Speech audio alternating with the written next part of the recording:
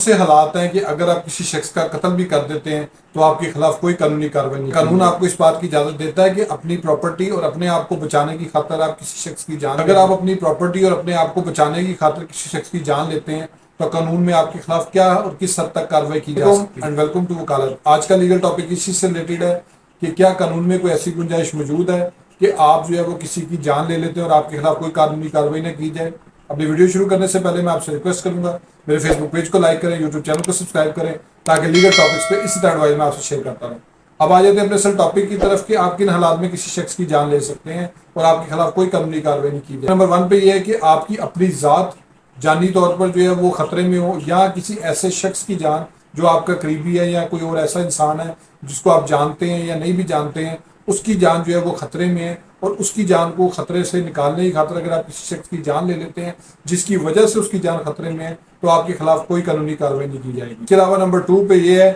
کہ اگر آپ کی کوئی اپنی پراپرٹی جس کے خلاف جو ہے وہ رابری کمٹ ہو رہی ہو، ڈکیتی کمٹ ہو رہی ہو، کوئی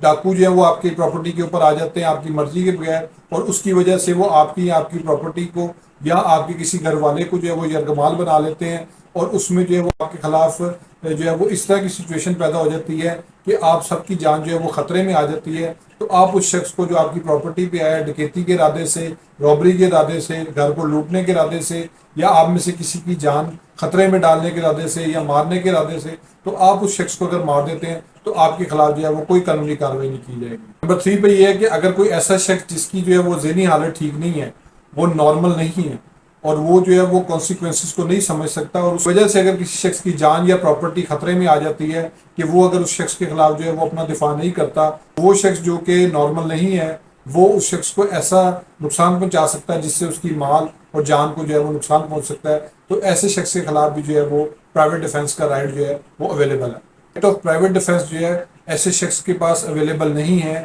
جب تک کہ اس کی جان کا خطرہ اس کو محسوس نہ ہو، یا اس کو اس چیز کا احساس نہ ہو جائے کہ اگر میں نے اس کو نقصان نہ پہنچایا تو یہ مجھے بہت زیادہ نقصان پہنچا دے گا. آپ کے پاس رائٹ آف پرائیویٹ ڈیفینس اس شخص کے خلاف نہیں ہے جو کہ under the cover of his uniform, جیسے کہ پولیس ہے، آرمی ہے، کوئی اسپیشل فورسز ہیں، وہ آپ کے خلاف اگر کسی قسم کی کوئی کارروائی کر رہے ہیں تو آپ کے پاس کسی قسم کا کوئی سیلف ڈیفینس کا رائٹ موجود نہیں ہے. اس کے علاوہ آپ کے پاس اس سچویشن میں بھی رائٹ آف سیلف ڈیفینس موجود نہیں ہے جہاں پہ آپ کے پاس اتنا ٹائم اویلیبل ہو کہ آپ لا انفورسمنٹ ایجنسیز کے پاس، پولیس کے پاس، یا کسی بھی ایسے ادارے کے پاس جا سکتے ہوں جو کہ آپ کی جان جو ہے وہ محفوظ کرنے کے لیے کارروائی کرنے کا اختیار حاصل رکھتا ہو. اس میں یہ ہے کہ آپ کے پاس جو رائٹ آف پرائیویٹ ڈیفینس کے لیے جو فورس یوز کرنے کا جو اختیار ہے وہ ریزنیبل ہونا چاہیے، ڈیو ڈیلیجنس کے ساتھ یوز کیا جائے، اور وہ صرف اتنا یوز کیا جائے جس حد تک آپ کی جان و مال جو ہے وہ خطرے میں ہے، اس میں جو ہے وہ ایکسیس نہ کیا جائے. ساتھ طور پہ اگر ایک شخص سٹک لے کے آیا وہ آپ کو مارنے کے لیے تو آپ کو یہ جسٹیفائڈ نہیں ہے